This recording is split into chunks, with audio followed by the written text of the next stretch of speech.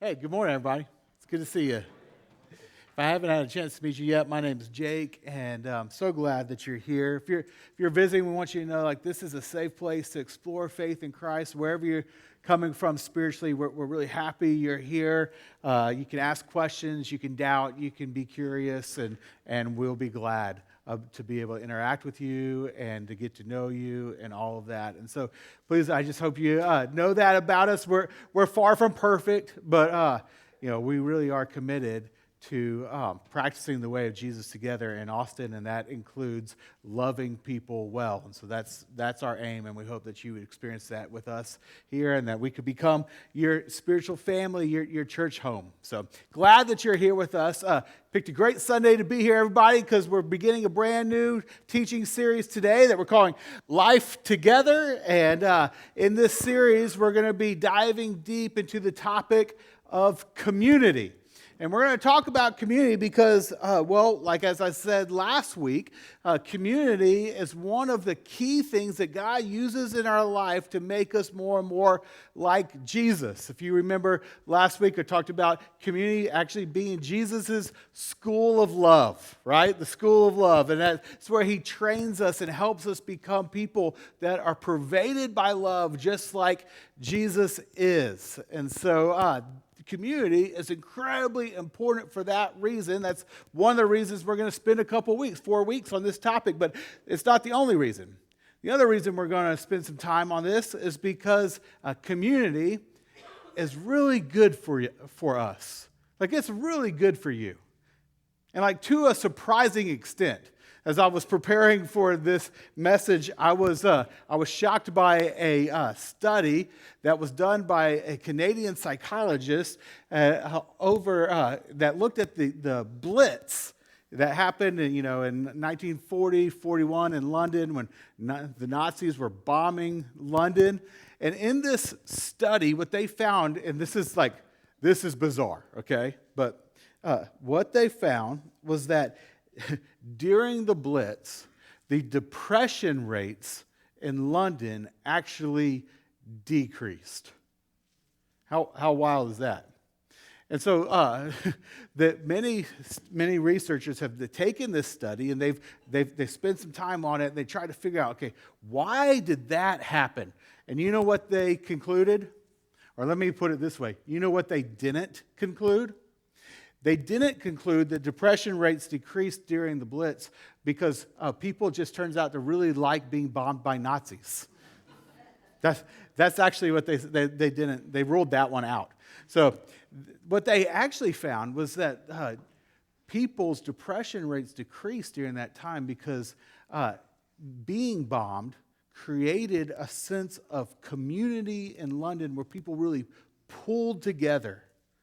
And that in this large city of London where everyone's isolated, it's so easy to get lost in just a million people or whatever it was in 1940, that people actually had a sense of coming together during that crisis. And as a result, depression rates dropped. Now, after the Blitz, depression rates went back to their normal levels. Isn't that wild? Turns out community is extremely powerfully good for us. And on the flip side, loneliness is not. Think about a famous article written in the Harvard Business Review in 2017. Physician and former U.S. Surgeon General Vivek Murthy noted, quote, "During my years caring for patients, the most common pathology I saw was not heart disease or diabetes, it was loneliness." And in that same report, Murthy called the condition of loneliness a growing health epidemic. And he pointed to the research showing that loneliness and weak social connections are associated with a reduction of lifespan similar to that caused by smoking 15 cigarettes a day and even greater than that which is associated with obesity. In addition, multiple studies have tied loneliness to heart disease, dementia, and of course, anxiety and depression. Now, what's interesting though is that even with all of the growing scientific data on how healthy, how good it is for you to be in community and how bad it is for you to be lonely, the rates of isolation and loneliness and the lack of engagement in community continues to decline. People continue to step out of community. This is clearly seen in church attendance. Since the 1950s, church attendance has been cut in half. And it's easy to just read that as a statement about the growing rate of secularism in our society and the decline of the church. But what that misses is that it's not just church attendance that's been in decline. Robert Putnam from Harvard University, in his highly regarded book, Bowling Alone, which is a little bit old now, but still really a go-to source for this, he makes the point that it's not just church attendance that's in decline. It's all forms of community that require any kind of commitment. Hence the title, Bowling Alone. The bowling league, the Lions Club, the country club, et cetera, any kind of group that any kind of community that requires commitment is on the decline. And of course, the COVID pandemic has made all of this worse. Multiple studies have reported that loneliness has increased substantially since the outbreak of the pandemic, with 36% of all Americans and actually 61% of young adults and 51% of all mothers of young children reporting that they are seriously lonely. Seriously lonely. And what that means is that there's a 51% chance that a mom with young children living on your street is lonely, seriously lonely. And students, what that means is that 6 out of every 10 people you pass on the UT campus or sit around in class, they're seriously lonely. And what that means is that the chances are even 36% or more than a third of us sitting in this room are seriously lonely.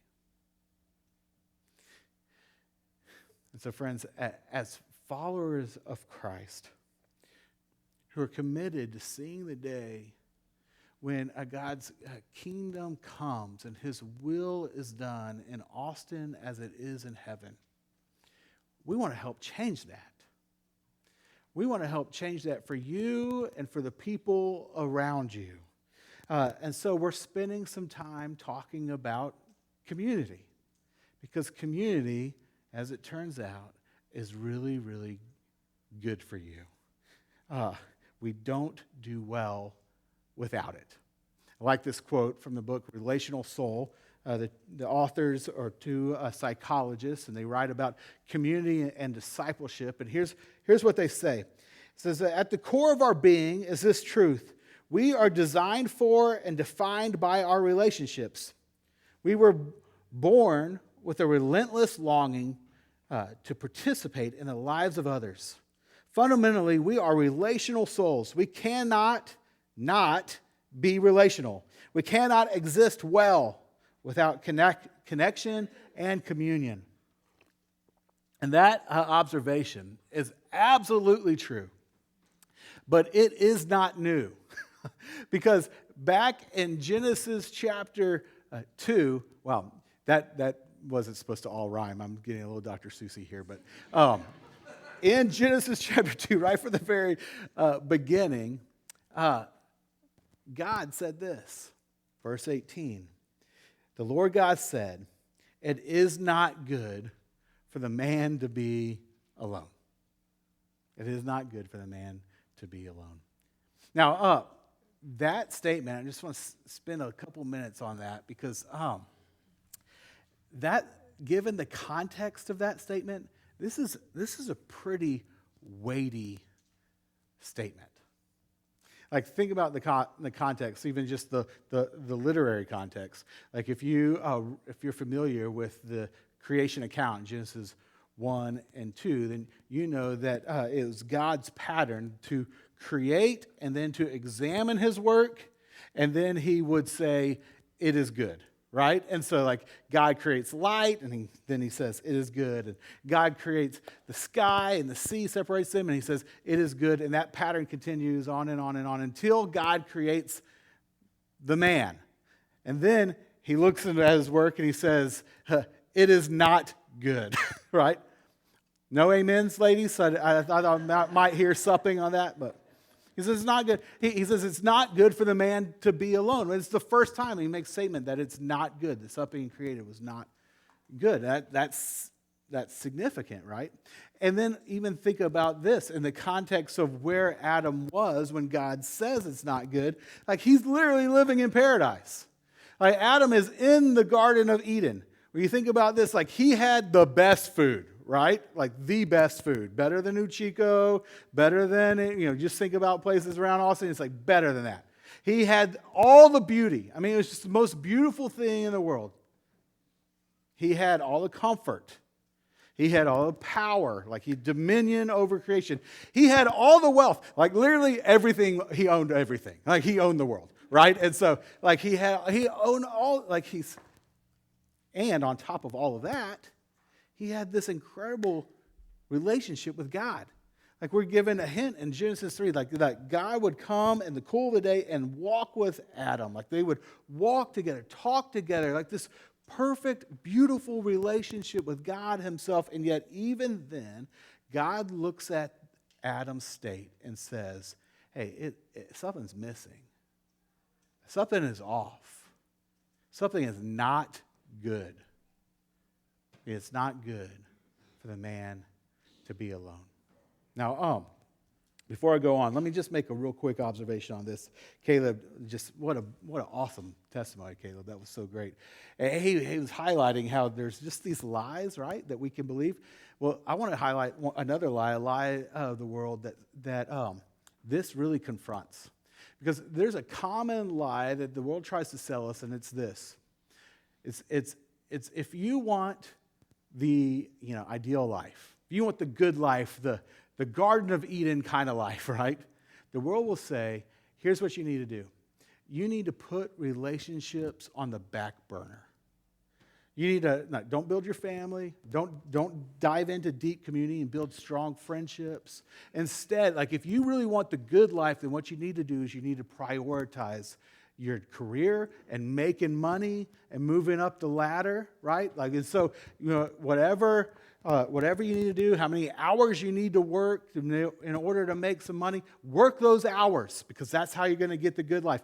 And if your job requires you to travel all the time, then travel all the time. And if you need to move for whatever job to be able to keep moving up and up and up, then move and don't have any stable relationships, but that's okay, because all of that can come later if you want the good life, the garden kind of life.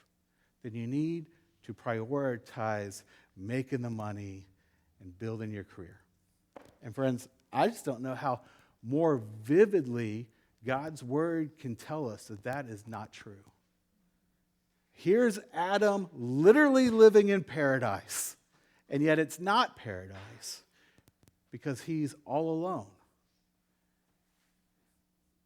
So here's what that means for us.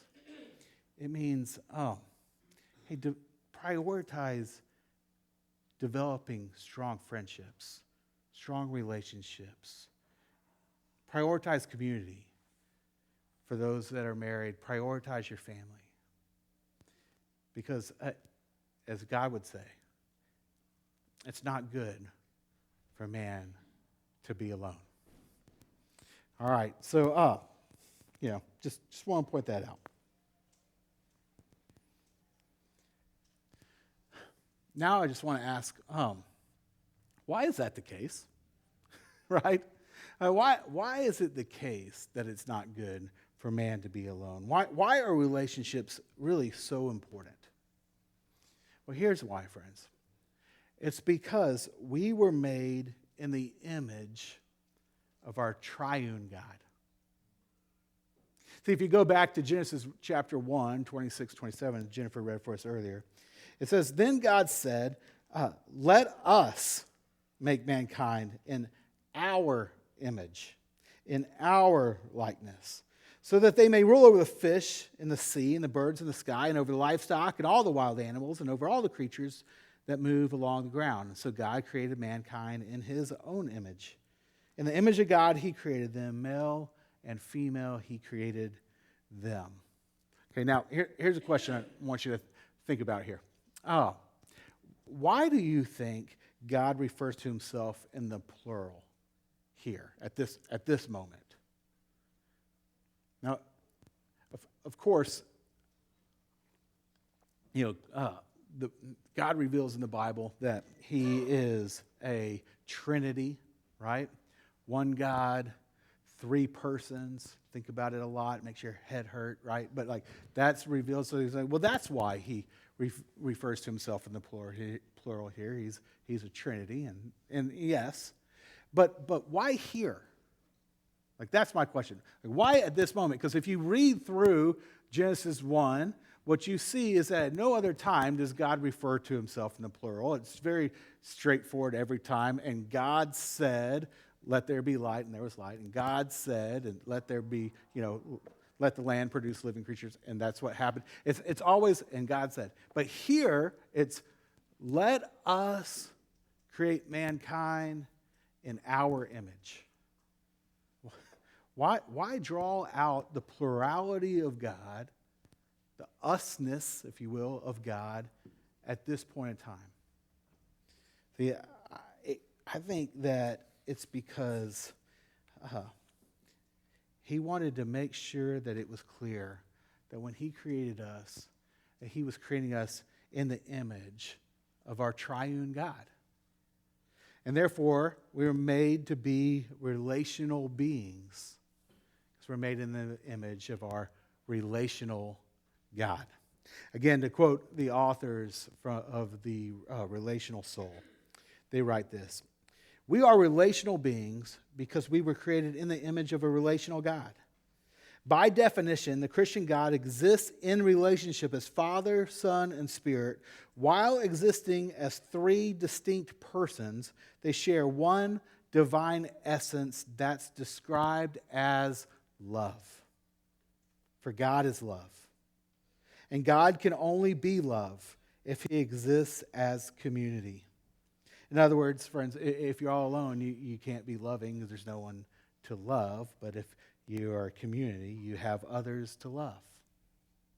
So the quote continues, "We were created with this relational likeness, and we long for relational connection because God exists in a relationship of love." Now, again, I know that the Trinity is a hard thing to wrap our minds around and can really kind of make our head hurt. But the truth is that God is love because God is a Trinity. See, God reveals in the Bible that for all eternity, there was never a time which he didn't exist as a loving community. For example, in John 17, verse 24, Jesus is praying to the Father. He says this: "Father, you loved me before the creation of the world." And that's pretty significant.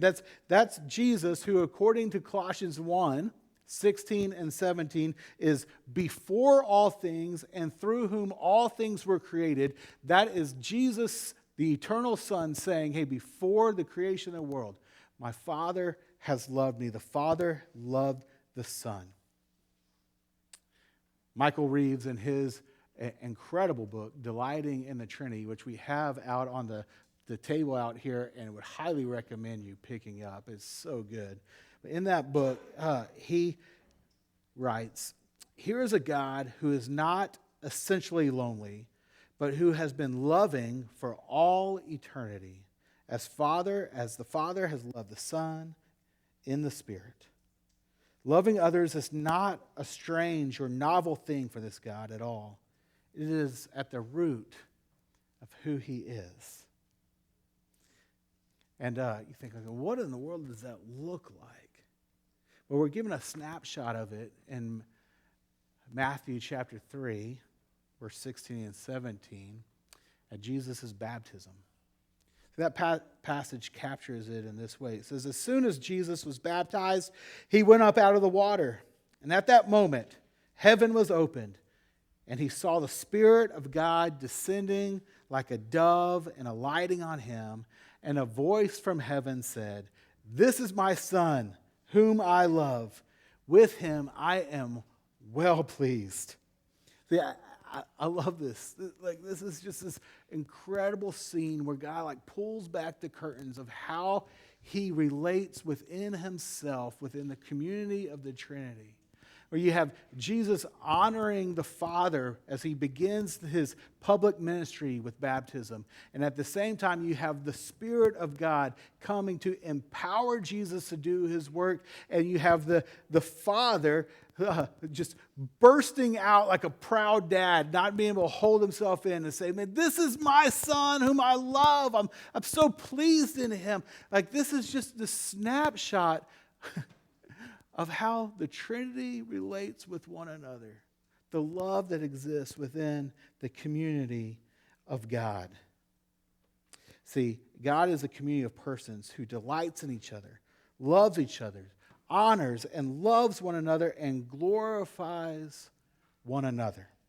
As Jesus prayed in John 17, verse 1, on the night before the cross, Father, the hour has come.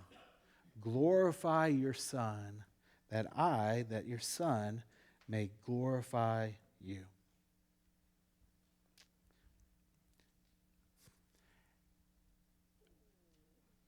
And listen on this, friends.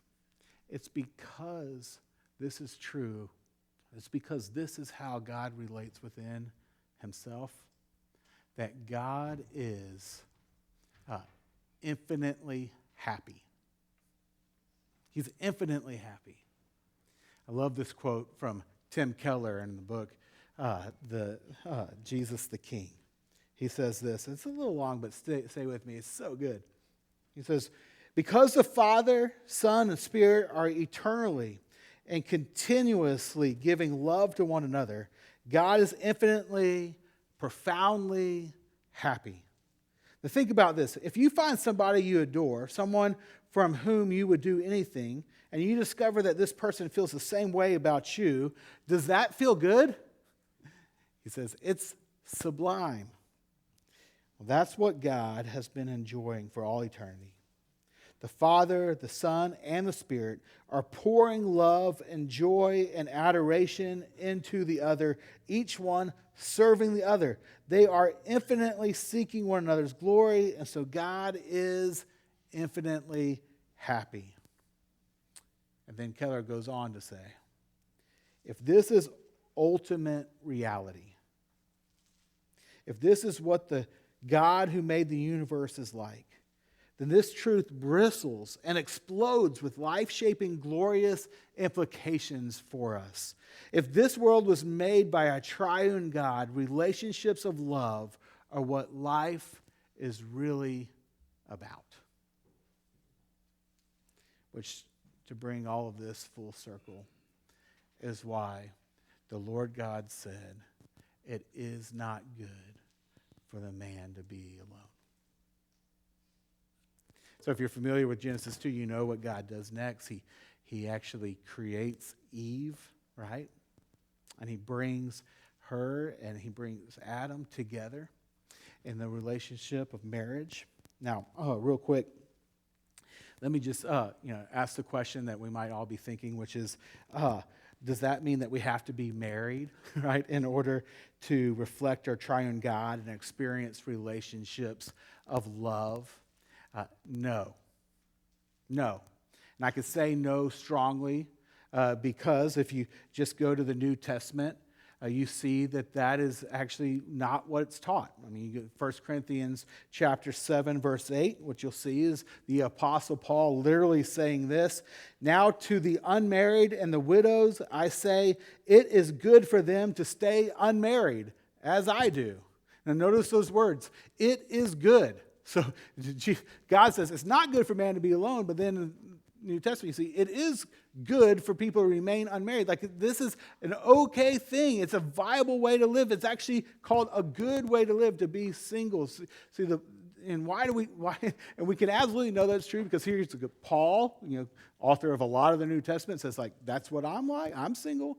And even more importantly and significantly, you have Jesus himself, founder of Christianity, the one that's all based on, who was also single. It's not, the end-all, be-all here is not marriage. No, the thing that matters here are loving relationships and loving communities. See, to quote Michael Reeves again, he says, made in the image of this God, we are created to delight in harmonious relationships, to love God and to love each other. Thus, Jesus taught that the first and greatest commandment in the law is to love the Lord your God with all your heart, with all your soul, and with all your mind. And the second is to love your neighbor as yourself. See, that is what we were created for. And that's what we were created for, because we were created in the image of an us, a Trinity, a God who is a loving community, where each person in the Trinity fully knows each other, Like, think about what Jesus says in John 10, verse 15, when he says, the Father knows me, and I know the Father. So they fully know each other, and they fully love each other. See, when we are known by others, when we put our guards down, and we're honest, and we're vulnerable, we're authentic, and we're transparent, where we can really be known and still be loved, still be accepted.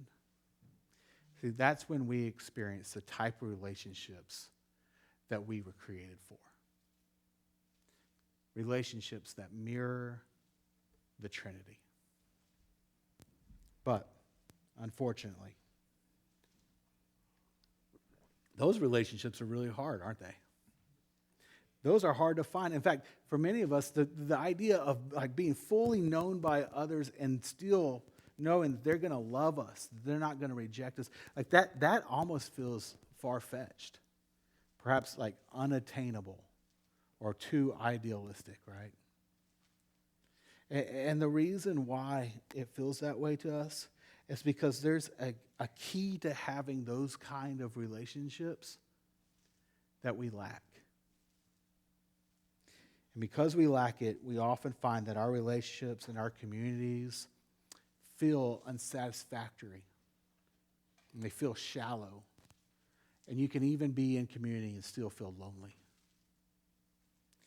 See, the reason why that's the case, or one of the main reasons, is because we don't have something that Adam and Eve had in the garden. So we've lost something they had. But the good news is that through Jesus, we can get it back. So here's what they had that we've lost. It's captured in the last verse of Genesis chapter 2, when it says, Adam was with his wife, and they were both naked, and they felt no shame. Now, don't worry. I'm not about to start suggesting that we start taking our clothes off, okay? That's not the point here. This idea of them both being naked and feeling no shame, the idea of being naked here is both a description, yes, of their physical state, as far as we can tell, but not just that. It's really a description of all that they were. That they were, in a sense, it's a statement saying they were transparent. They were authentic. That there was nothing to hide. That there was no spin. They weren't trying to control what the other saw or knew about them. And the reason they were able to do that, to be that way with one another, that kind of vulnerability, is because they felt no shame. It's because they had a stable identity. And they knew they were loved as they were. And friends, that's what we all need. That's what we all need. We need to be unashamed and confident that we are fully loved so that we can be fully transparent and therefore fully known by others. But the problem is we do feel shame, don't we? So we think we can only be loved if we try to be somebody we're not, or if we find a way to cover our quote-unquote ugly parts, our failures, our flaws, our mistakes, our selfishness, our weakness. And the reason we feel that way is because of sin. See, what happened immediately after Adam and Eve decided to go their own way and to reject God's rule and eat of the tree, what happened the minute they did that is that they became ashamed and they covered up. And for at that moment, they knew something was wrong with them. And ever since, all of humanity has been doing the same thing and has felt the same way. That whether you believe this story of Genesis 1 through 3 or not, whether you trust that the Bible is true or not, we all know, that we all feel like there's something wrong with us. And so we fear transparency and we seek to find a way to cover up. And that keeps us from experiencing the relationships and the community that we were made for. It keeps us from experiencing the dynamic that the Trinity has when He's fully known and fully loved. Sin keeps us from having that, but that's what we need.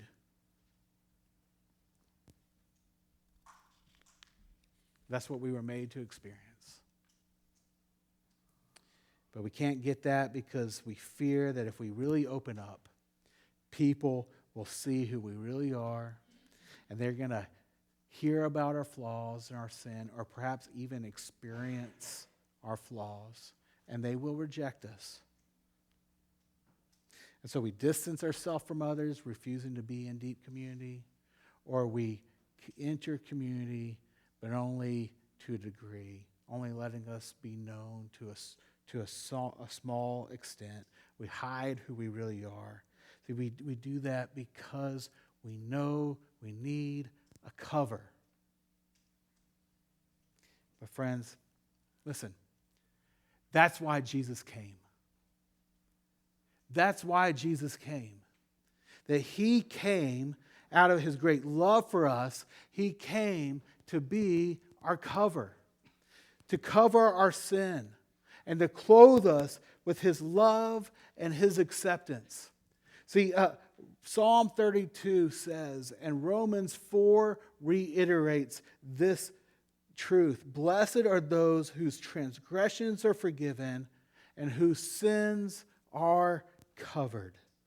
See, on the cross, Jesus was crucified for you and for me.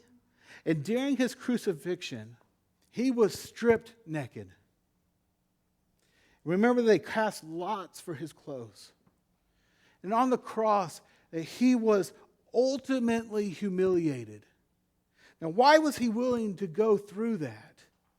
Well, it was because He loves you. It's because He loves you. That He was stripped naked and killed so that He could cover your sins. And friends, He did that for you even though He knows everything about you. That nothing about you is hidden from Him. That He sees it all and He loved you to that radical degree anyway. See, in Jesus, you are fully known and you are fully loved.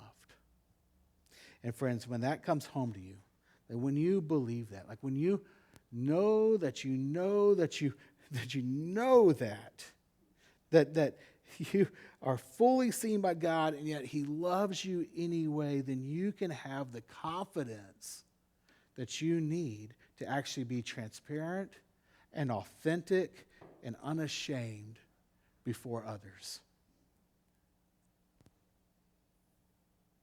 His love gives you the ability to finally enter community authentically and form deep friendships because you don't need anybody else's approval. For you already have God's acceptance through Christ. And so the love you have received from Jesus frees you from shame, and it enables you to be transparent. So you can move out into relationships and be known and chance being loved. So you can experience the community, friends, that you were created for. See, Jesus was stripped so you can be covered. Jesus suffered humiliation so you can be set free from shame. And because he did, you can develop and enjoy the relationships that you were made to have. So this week, if you're not in community, what I want to ask you to do is to step into a Midtown community. Or if you're a college student, to step into midweek.